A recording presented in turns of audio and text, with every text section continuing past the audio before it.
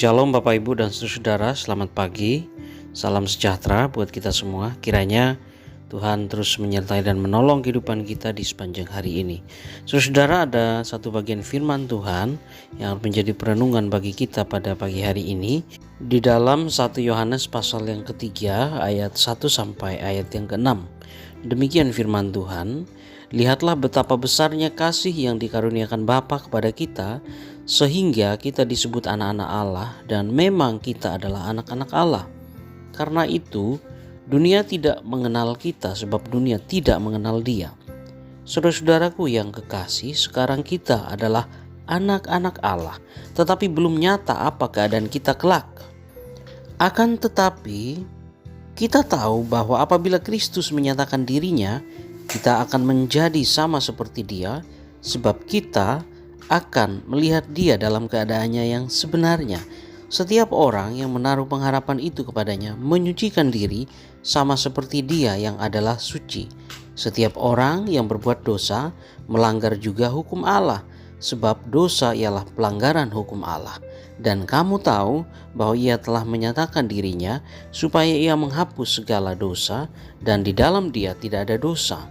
Karena itu setiap orang yang tetap berada dalam Dia tidak berbuat dosa lagi. Setiap orang yang tetap berbuat dosa tidak melihat dan tidak mengenal Dia. Demikian firman Tuhan. Saudara-saudara, teks 1 Yohanes pasal 3 ini ditulis dalam rangka antikristus. Nah, saudara-saudara, berbeda dengan pandangan umum masyarakat pada masa kini, Yohanes mengatakan bahwa antikristus justru datang dari kalangan Kristen sendiri, yaitu orang-orang yang merasa diri paling hebat, paling pintar, paling baik, paling kuat, atau paling mampu, sehingga akhirnya orang-orang ini menjadi lupa diri dan bahkan ingin menggantikan posisi Kristus sebagai kepala gereja. Seringkali juga kita merasa seperti ini atau mengalami hal yang demikian, merasa lupa diri, sehingga dengan sengaja kita melanggar hukum Allah. Misalnya kita melakukan kebohongan, atau kita bekerja dengan tidak jujur, menghalalkan berbagai macam cara supaya kita bisa mendapatkan keuntungan yang lebih besar. Kita mengaku bahwa kita telah mengampuni seseorang, tetapi kemudian kesalahannya terus kita ingat-ingat dan kemudian kita mengungkit-ungkitnya misalnya. Dan masih banyak contoh yang lain yang bisa Bapak Ibu tambahkan sendiri. Saudara-saudara, di dalam ayat yang pertama, Yohanes mengatakan bahwa oleh karunia Allah, maka kita disebut sebagai anak-anak Allah. Bukan oleh kebaikan, bukan oleh kepintaran, bukan oleh kemampuan ataupun kekuatan kita.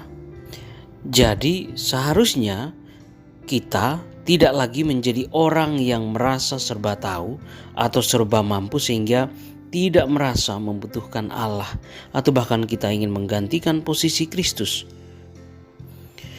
Nah, jadi kemudian menjadi pertanyaannya bagi kita adalah, kalau demikian bagaimana hidup sebagai anak-anak Allah? Bagaimana seharusnya kita hidup sebagai anak-anak Allah? Saudara-saudara, di dalam ayat yang ketiga, Yohanes kemudian mengatakan bahwa dengan menaruh pengharapan pada Allah, kita seharusnya sekali lagi menaruh pengharapan pada Allah dan mengingat bahwa kita memiliki hutang budi pada Kristus yang telah disalibkan untuk menghapus dosa-dosa kita. Dan itu ditegaskannya di dalam ayat yang kelima. Kita juga harus tetap berada di dalam Kristus, ditegaskan di dalam ayat yang keenam. Dengan menaruh pengharapan kita pada Allah dan mengingat hutang kita pada Kristus, maka kita pasti akan selalu berusaha untuk hidup dalam Kristus dan tidak sok merasa diri hebat. Bahkan saudara-saudara, perasaan berhutang pada Kristus itu akan membuat kita semakin mengasihi Dia dan juga kita akan mau untuk hidup bagi Kristus. Saudara-saudara, tentu saja selama kita ada di dunia ini, kita masih ada kemungkinan untuk melakukan kesalahan atau berbuat salah. Tetapi sebagai orang-orang yang telah diselamatkan, sebagai anak-anak Allah, tidak mungkin bagi kita untuk dengan sengaja melanggar hukum Allah itu sendiri. Pertanyaannya bagi kita sekalian adalah, apakah perbedaan antara kesalahan dan pelanggaran? Kesalahan adalah sesuatu yang tidak disengaja. Kita pasti akan menyesali kesalahan kita dan berusaha sekuat tenaga untuk memperbaikinya dan tidak mengulanginya kembali. Tapi berbeda dengan pelanggaran. Pelanggaran adalah sesuatu yang dilakukan secara sadar dan bahkan dengan sengaja. Terus berjalan pada saat lampu lalu lintas menyala merah karena rem blong adalah suatu kesalahan.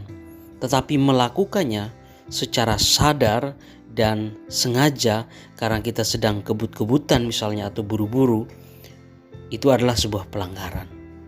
Jadi sekali lagi saudara, dengan menaruh pengharapan pada Allah, mengingat hutang kita pada Kristus dan hidup di dalam Kristus, semestinya kita tidak berbuat dosa atau melanggar hukum Allah secara sadar dan sengaja.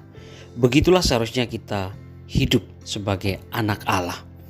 Nah, yang menjadi satu pertanyaan refleksi bagi kita, saudara, ada orang yang suka berdoa, Tuhan ampunilah dosa-dosa saya yang disengaja maupun tidak. Pertanyaannya bagi kita sekalian adalah, setujukah kita dengan pernyataan yang demikian? Bolehkah kita sengaja berbuat dosa, lalu kemudian kita berdoa dan memohon ampun kepada Tuhan karena kesengajaan kita dalam melakukan segala dosa-dosa itu? Tuhan kiranya memberkati kita di sepanjang hari ini. Amin.